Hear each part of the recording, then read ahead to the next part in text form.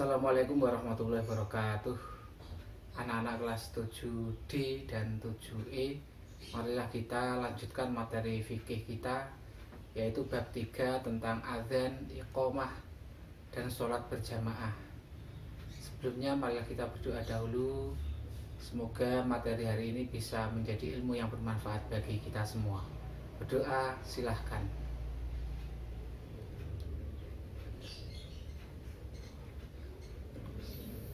Anak-anak semuanya, kewajiban kita sehari-hari adalah salah satunya sholat. Sholat itu bisa dikerjakan sendiri ataupun dikerjakan dengan berjamaah. Dan alangkah baiknya sholat itu dikerjakan dengan berjamaah karena lebih utama, yaitu 27 derajat. Sebelum kita melaksanakan sholat, maksudnya sholat fardu, itu disunahkan untuk mengumandangkan azan dan iqomah. Di buku modul kalian halaman 40 itu pembahasan tentang azan dan iqomah. Azan ialah pemberitahuan tentang masuknya waktu sholat dengan kalimat-kalimat tertentu yang ditentukan oleh syarak. Jadi sebelum kita sholat, kita diperingatkan dengan azan. Kalau sudah azan berarti itu waktu sholat sudah masuk. Dan kalau sudah waktu sholat itu masuk, berarti kita harus menjalankan sholat. Sholat itu yang baik adalah di awal waktu azan. Setelah azan kita sholat. Biasanya setelah azan itu ada puji-pujian gitu ya, ada doa-doa yang dilakukan itu ya, itu juga sunnah karena hadisnya adalah doa di antara azan dan iqomah itu dikabulkan. Makanya setelah azan itu orang ada yang pujian itu ya, ada yang berzikir karena pada saat antara azan dan iqomah itu doa dikabulkan. Sedangkan iqomah adalah memberitahukan kepada hadirin agar siap-siap berdiri untuk melakukan sholat dengan lafal yang telah ditentukan oleh syarak. Ya, hukum azan adalah fardu kifayah bagi penduduk yang mukim itu bertempat tinggal di suatu daerah atau desa ya, dan sunnah bagi musafir, orang yang bepergian. Sedangkan hukum iqomah adalah sunnah. Azan dan iqomah dikumandangkan selain untuk memberitahukan waktu sholat, juga digunakan sebagai syiar agama Islam. Jadi supaya agama Islam itu tersyiar bisa kemana-mana, itu salah satunya dengan azan. Makanya kalau azan itu dipilih orang yang baik suaranya, bisa merdu lantang sehingga orang itu tertarik untuk datang ke masjid atau musola yang diazani tersebut. Lafal azan itu ya, jadi halaman 41, Allahu Akbar itu asyhadu la ilaha illallah 2 kali, asyhadu anna Muhammadar Rasulullah 2 kali, hayya 'alas shalah, hayya 'alal falah 2 kali, Allahu Akbar, la ilaha illallah. Itu adalah lafal azan. Dilafalkan dengan sebaik mungkin, semerdu mungkin, yang indah. Jadi supaya orang itu tertarik dan bisa berbondong-bondong ke masjid. Untuk sholat subuh, lafal azan ditambahi ini ya.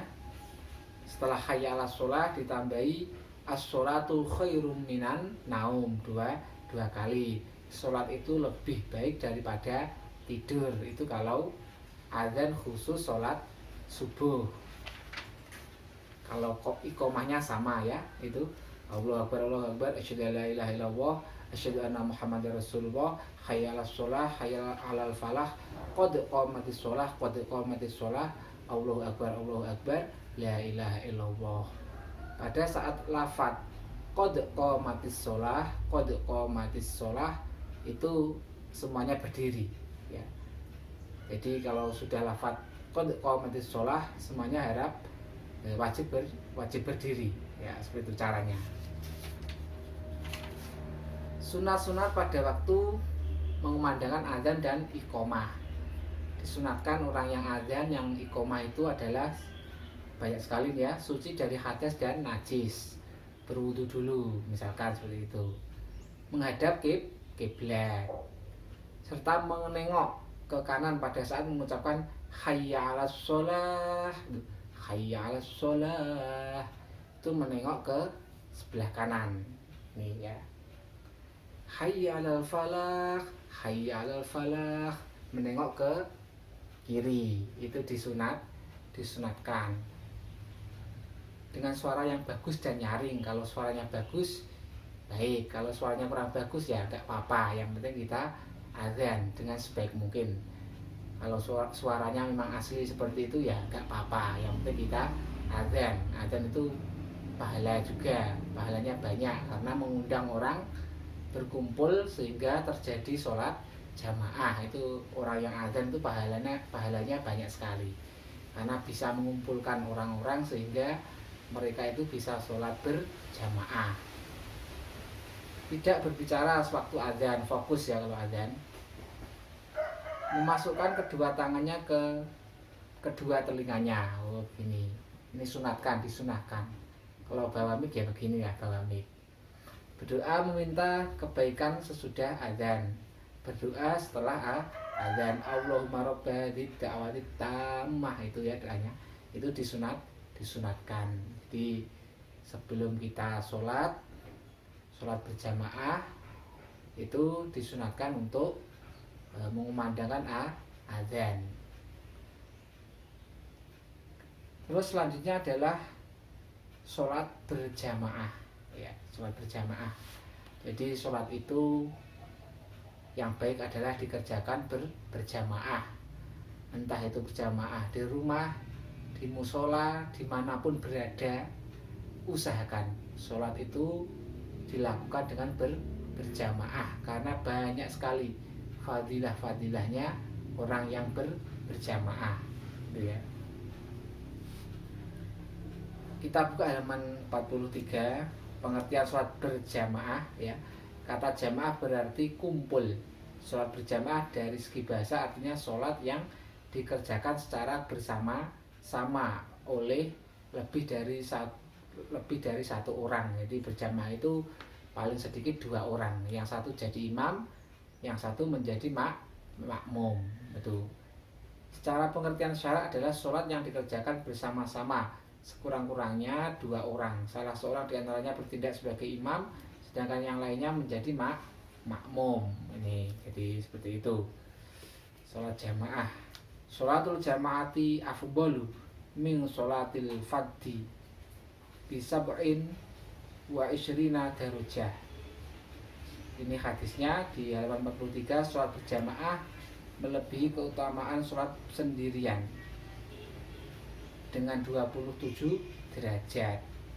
Hadis lain juga ada yang menyebutkan 25 derajat. Jadi ada yang mengatakan 25 derajat, ada yang meriwayatkan juga 27 derajat. Sholatul jamaati afdalu min sholatil fadhi bisab'in wa isyrina darajah. Itu ya. Kita lanjut hukum sholat berjamaah. Hukum sholat berjamaah adalah sunnah muakkad, sunat yang dikuatkan, sangat dianjurkan kepada orang-orang yang beriman yang tidak mempunyai uzur untuk melaksanakannya. Kalau kita longgar, kalau kita ada waktu, ada temannya juga, usahakan kita sholat berjamaah. Sholat jamaah 5 waktu di masjid lebih baik bagi orang laki-laki daripada sholat jamaah di rumah ya, kecuali sholat sunnah. Bagi perempuan terutama yang masih muda, lebih baik di rumah daripada di masjid karena itu lebih aman bagi mereka. Kalau orang perempuan kalau memang tidak ada gangguan atau enggak ada bahaya fitnah, itu boleh ke masjid. Tetapi kalau nanti orang perempuan kok dikhawatirkan ke masjid ada yang mengganggu, ada fitnah misalkan seperti itu, ya mendingan orang perempuan sholat di rumah. Terus ketentuan menjadi imam ini ya. bagaimana memilih imam. Jadi imam itu harus dipilih ya, jangan sembarang orang disuruh mengimami, karena imam itu pemimpin. Jadi pemimpin itu dipilih, dan pemimpin itu nantinya, imam itu gerakannya akan akan diikuti para makmum. Jadi pilihlah imam yang mengerti hukum agama ya, sehat akalnya, ini orang yang fasih bacaan Qur'annya, yang lebih tua usianya di antara jamaah yang lainnya, paling banyak hafalan Al-Qur'annya, lebih alim, menguasai ilmu agama, paling banyak amal solehnya, dan sedikit berbuat maksiat. Jadi imam itu harus dipilihkan orang yang spesial, orang yang baik, yang budi pekertinya baik. Adapun ketentuan menjadi imam adalah sebagai berikut ini ya. Laki-laki, perempuan, dan banci boleh menjadi makmum kepada laki-laki. Perempuan tidak boleh menjadi imam untuk laki-laki. Orang perempuan itu harus diimami. Tapi kalau perempuan dengan perempuan boleh. Orang dewasa boleh makmum kepada anak yang sudah mumayyiz, hampir dewasa. Hamba sahaya boleh makmum kepada orang yang merdeka atau sebaliknya. Laki-laki tidak boleh menjadi makmum kepada banci atau perempuan. Banci tidak boleh makmum kepada perempuan. Orang yang sedang makmum kepada orang lain tidak boleh dijadikan imam. Tidak boleh makmum pada orang yang diketahui bahwa sholatnya tidak sah atau batal. Contohnya tidak boleh makmum kepada orang yang berhadas. Kalau kita tahu orang itu berhadas, ya kita nggak perlu ikut, kita buat jamaah sendiri. Ini syarat-syarat menjadi makmum. Jadi makmum itu adalah orang yang mengikuti imam. Dia harus mengikuti semua gerak-gerik imam. Kalau dia tidak mengikuti imam, bisa saja sholatnya batal. Dia mendahului imam bisa batal. Bahkan di hadis itu kalau makmum mendahului imam, itu kepalanya diganti dengan kepala keledai. Itu hadisnya ada. Coba kita lihat di bukunya ini ya.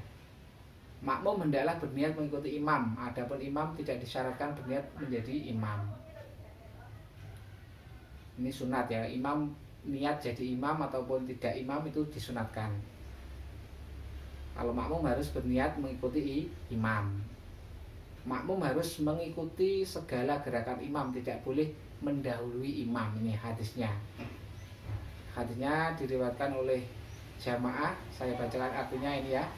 Apakah seseorang tidak takut apabila ia mengangkat kepalanya mendahului imam, maka Allah akan mengubah kepalanya menjadi kepala keledai. Ini ya, jadi makmum itu harus mengikuti imam. Imam takbir, segera dia takbir.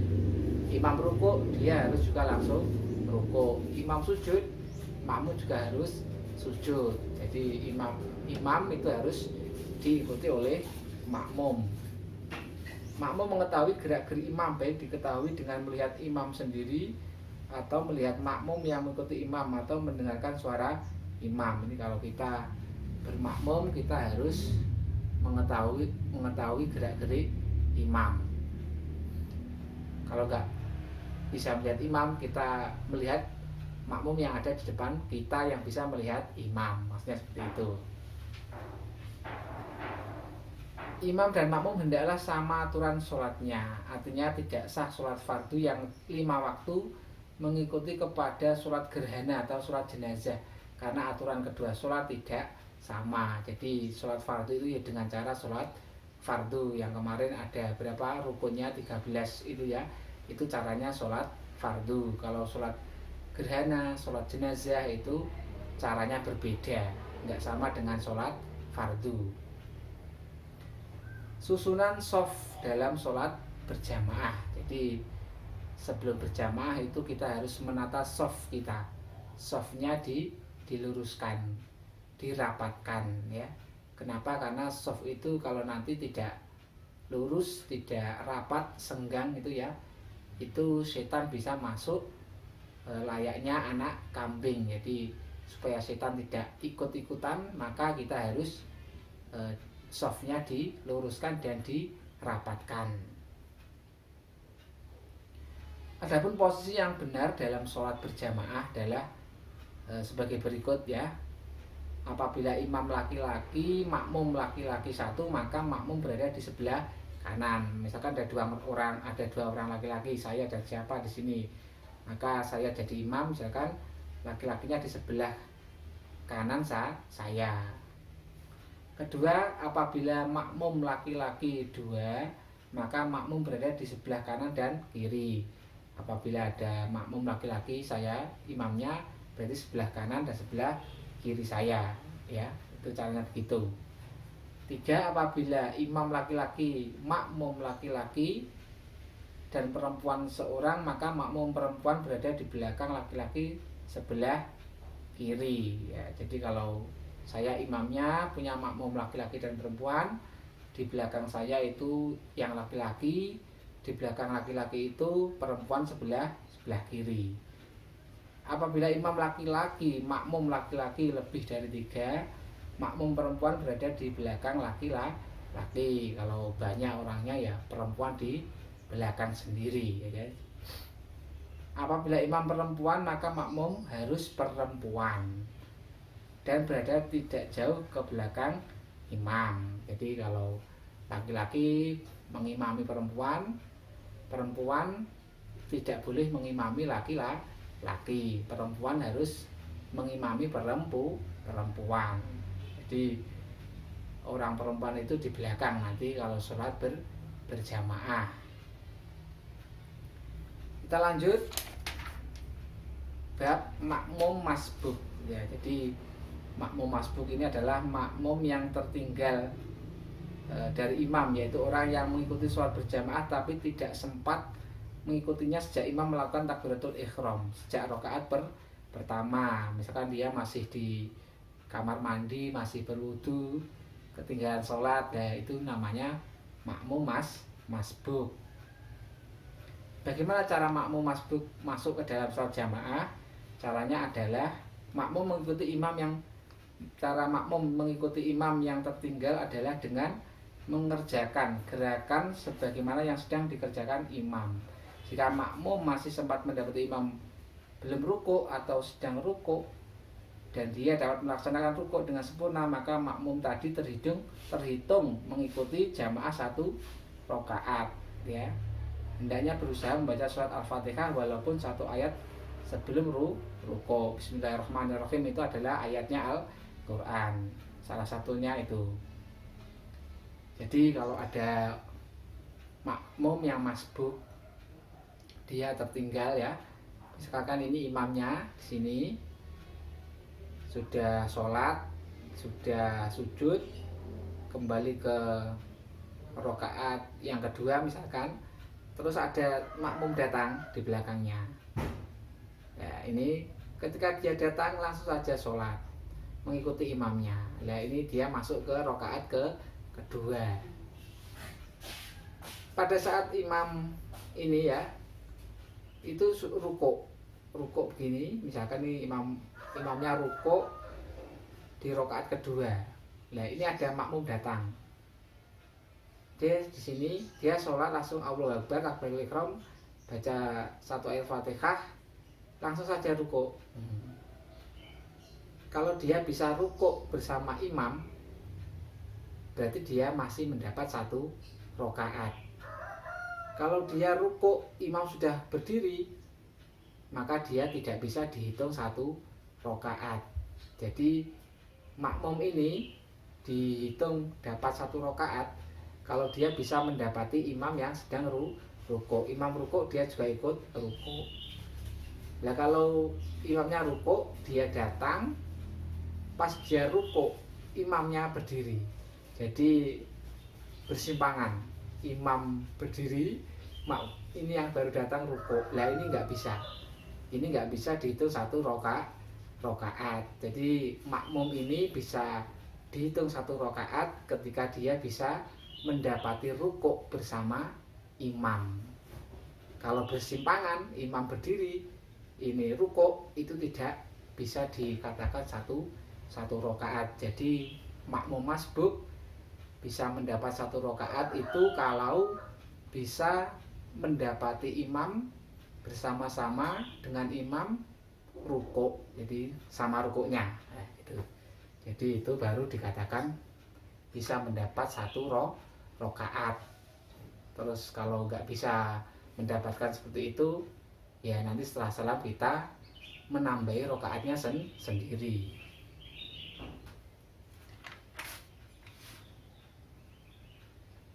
7. Cara mengingatkan imam yang lupa. Ini ya, pembahasan cara mengingatkan imam yang lupa. Cara mengingatkan imam yang lupa ada 2 macam.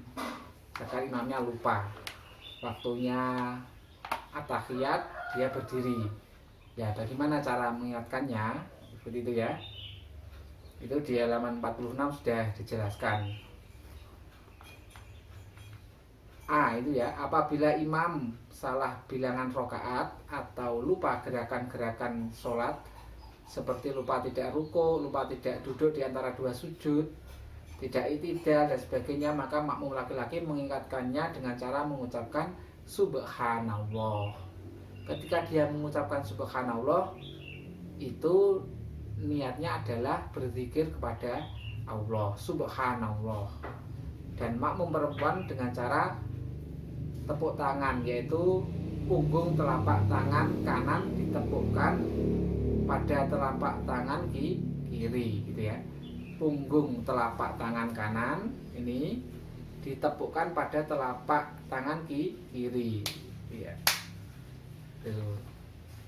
Jika sudah diingatkan, imam berjalan terus, maka makmum hendaknya tetap mengikuti imam, sebab mungkin imam yakin yang dilakukan benar. Jadi kalau sudah kita ingatkan subhanallah begini, sudah imamnya kok terus, ya kita tetap mengikuti gerakan imam sesuai dengan sabda Nabi ini, yusalluna lakum fa inna asabu falakum walahum wa in akhtau falakum wa alaihim.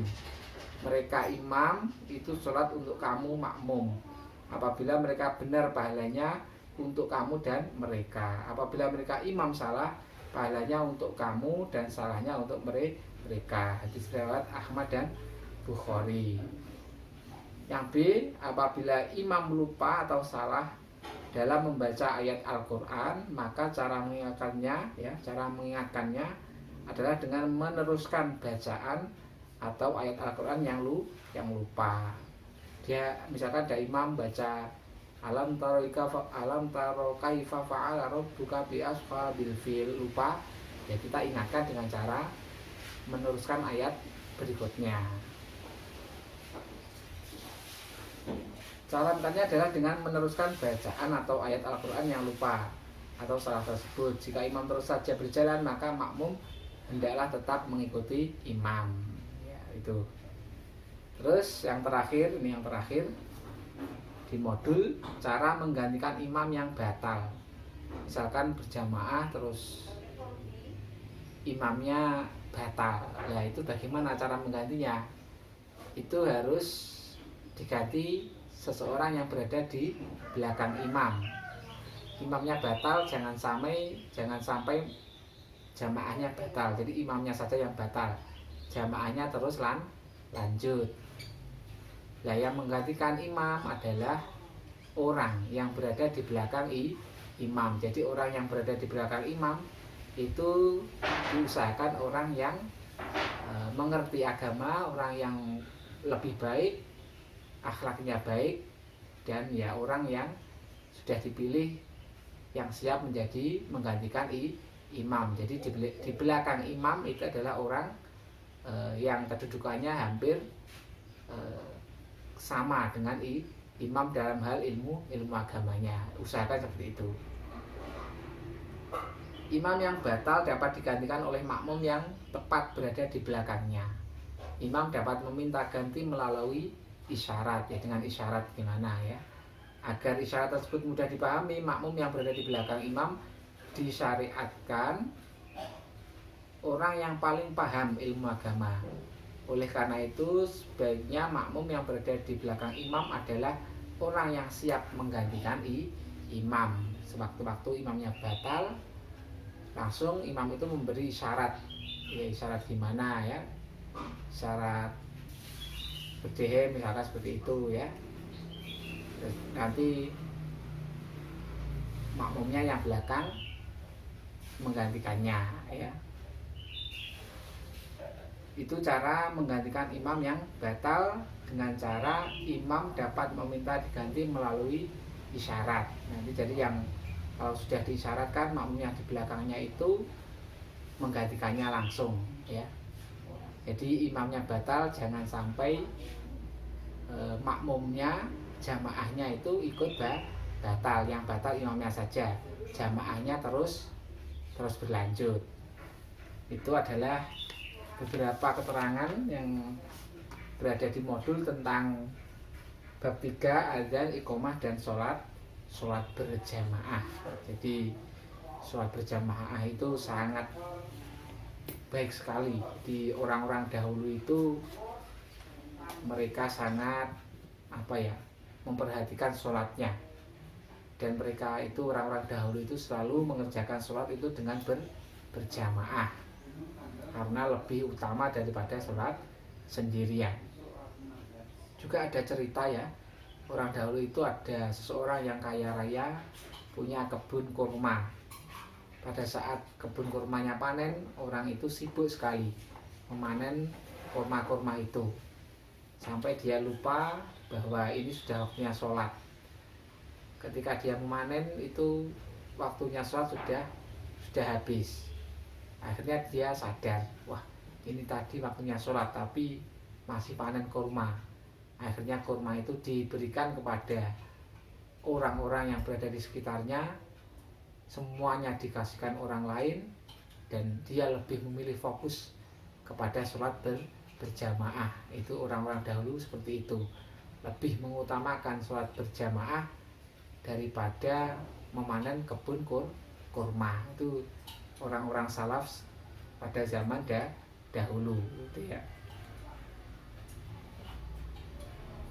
Banyak sekali kitab-kitab yang menerangkan tentang sholat jamaah. Salah satunya ini kitabnya ya, Majmu'.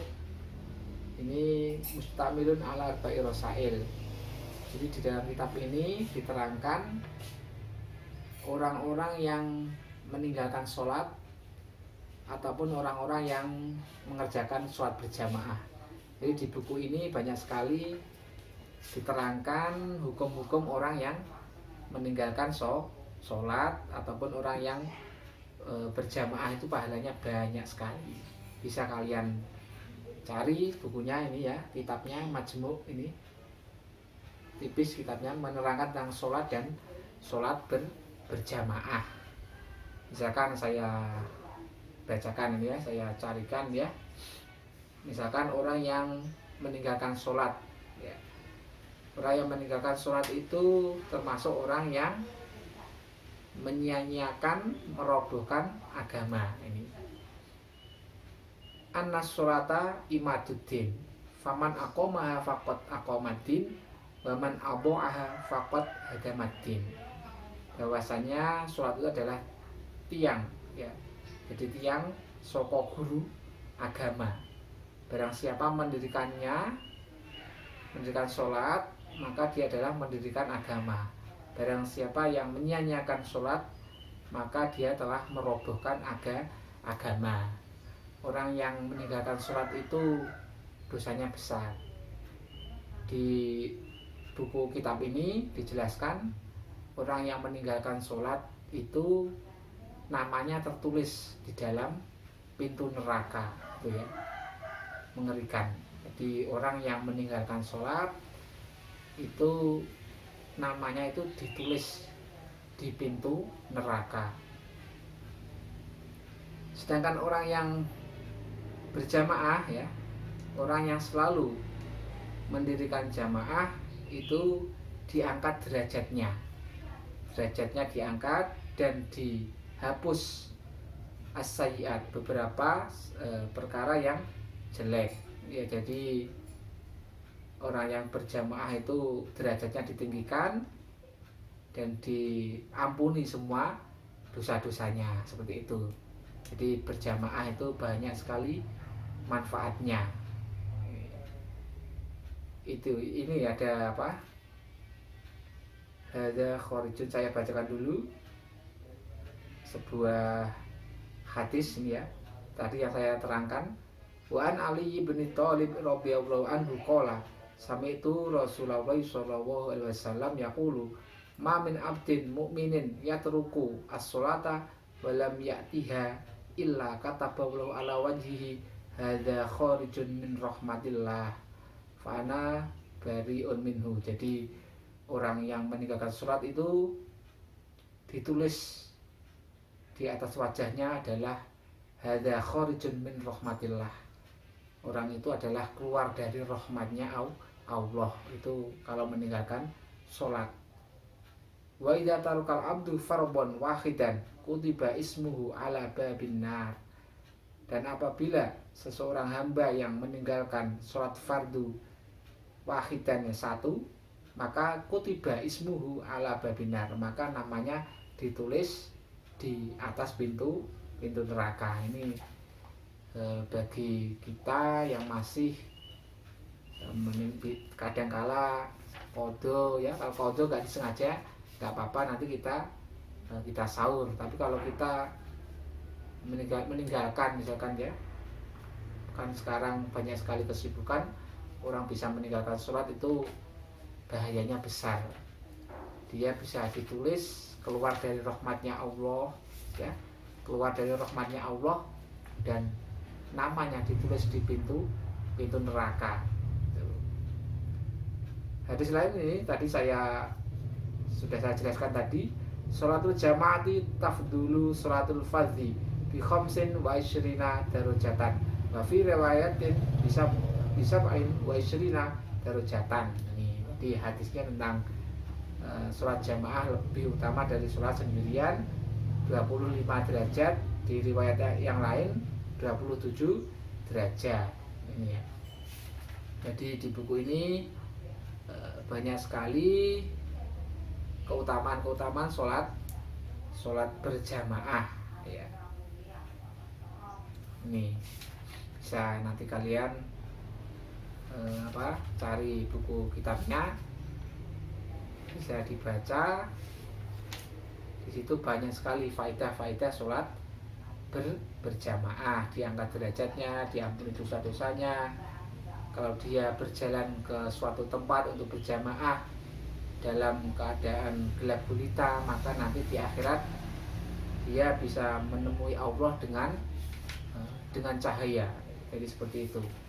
Di fadilah sholat berjamaah itu banyak sekali, sampai orang terdahulu itu nggak mau ketinggalan sholat berjamaah hanya karena panen kurma. Jadi lebih mengutamakan sholat berjamaah daripada memanen kurma di kebunnya. Karena dia ketinggalan sholat jamaah, akhirnya kurma-kurma itu tadi diserahkan pada orang lain. Dia lebih memilih untuk berjamaah ya. Jadi sholat jamaah itu besar, usahakan besar pahalanya. Usahakan kita itu sholat jangan sendiri, kita sholat itu berjamaah, entah di rumah dengan keluarganya, di sekolah dengan temannya, di pondok masjid dengan guru-gurunya, teman-temannya ya. Kita usahakan sholat berjamaah.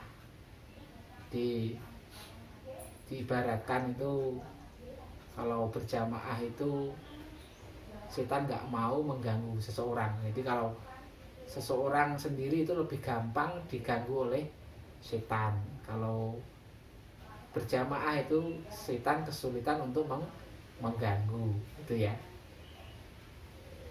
Ya seperti kambing kan, kalau banyak bergerombol itu serigala nggak mau mencuri satu kambing. Tapi kalau ada kambing sendirian, maka serigala itu akan memangsa kambing tersebut.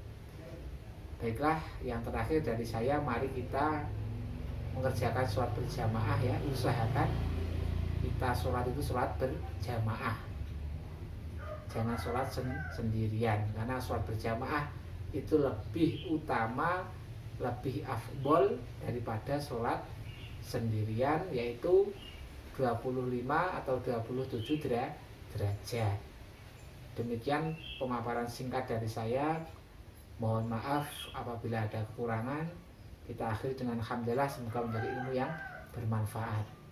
Alhamdulillahirabbil alamin. Assalamualaikum warahmatullahi wabarakatuh.